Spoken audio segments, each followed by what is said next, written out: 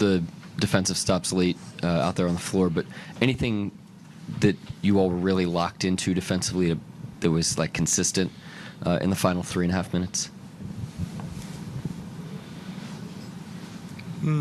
Not per se. I would just say it was like winning time, and we knew having a lead, the only way they can get back in is if they score, and if we stop them scoring, we'll win the game at the least. So that's what we hung our hat. That's what we focused on, and that's why we got a dub.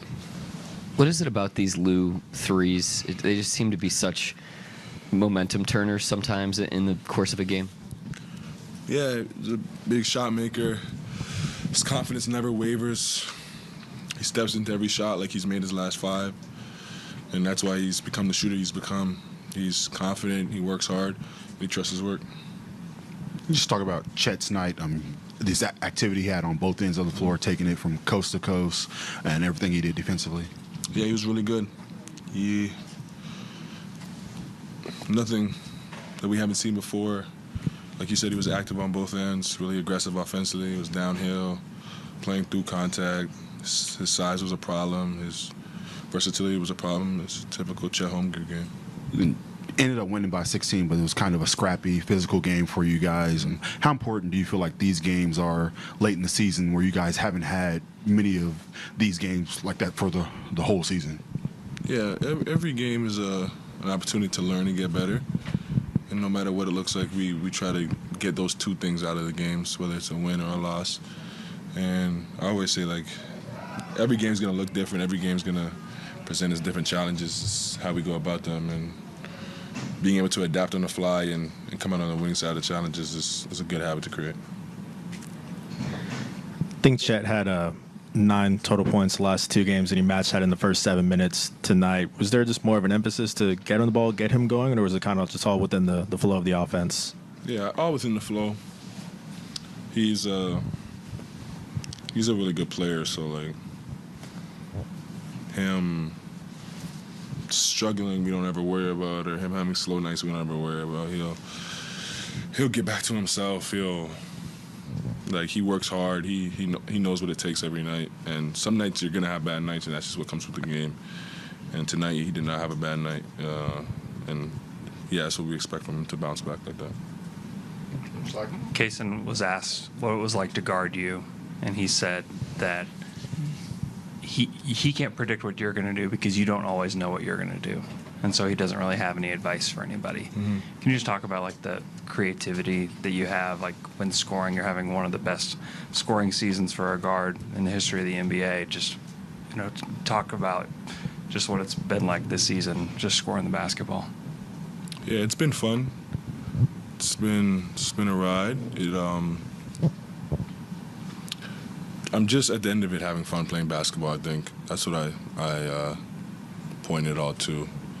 Like, I'm not out there thinking about scoring or thinking about how I want to score or when I want to score.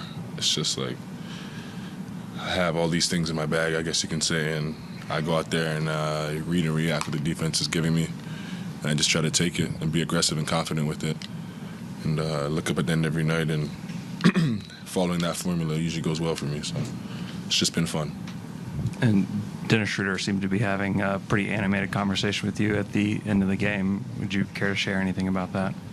Nah, it was nothing. We go to Cliff now? Yeah. It's okay. Hit it, Cliff. Yeah. When teams come at y'all like that, with a little bit of extra energy and a little bit more words to say, like, it seems like I've seen a couple of games where that's happened, and you guys seem to feed off of it a little bit. It actually works for you. Is that something that you guys just kind of take in stride with it, or is that different than other teams? Like the way Detroit brought it specifically, is that different than other teams, and is it something that y'all take in stride? We know every team has something they hang their hat on, and every team has something that it's part of their identity and helps them win games. And every night they're gonna play against us, come into our building, and try to do so. And whatever that looks like, it's gonna be different for all the other 29 teams in the NBA. And our job every night and our goal every night is to counteract that with imposing our will and our, identity on the game. And usually when we do so, we end up in the win column. And that's what it's about. Like, no matter who comes in there or what comes in there. Like, it's about us being ourselves, and that's what we focus on. Has that picked up with all the wins you guys have as the season's gone along? Say again, sir? Has that picked up in terms of teams coming at you? I mean, as you pile up all these wins as a team?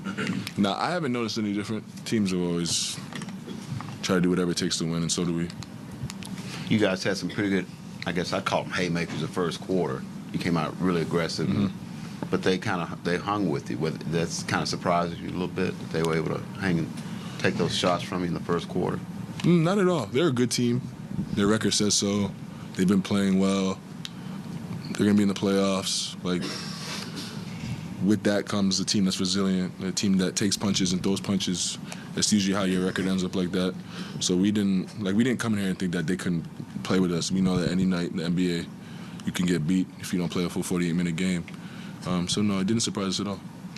Case in last season, it was more of a play finisher offensively where he'd get most of his points off cuts or just spot ups. This year, it seems like you guys are using it a lot more as a creator and initiator role. Where have you seen the most growth from him just offensively? Yeah, he's taking crazy strides. Like, his feel for the game, his aggressiveness, his understanding.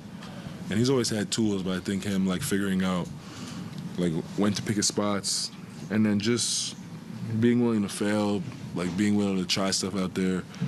And at the end of the day, being aggressive. It helps the rest of us because when we're all out there and all 5 guys are aggressive and all 5 guys are a threat at all times, it's hard to guard, and you can't guard a certain way, or you can't give a guy extra attention as much as you like because of that. And yeah, Queso's helped with that for sure this year. Just right. Shai, listen to a recent podcast, Gil's Arena, with your dad talking about influences or players that had influences on you growing up, and Allen Iverson was a big part of that. I'm curious, how did that come together? Were you watching highlights of his game? Did you watch full games? Like, how did that come together in the sense of him having such a profound influence on your game growing up? My dad was a big fan, so his games were always on TV. When he came to Toronto, we always went. And honestly, I think, like, in that era, every kid's favorite player was Allen Iverson. How he played the game, his swag on and off the court. I'm not the only kid that loved AI.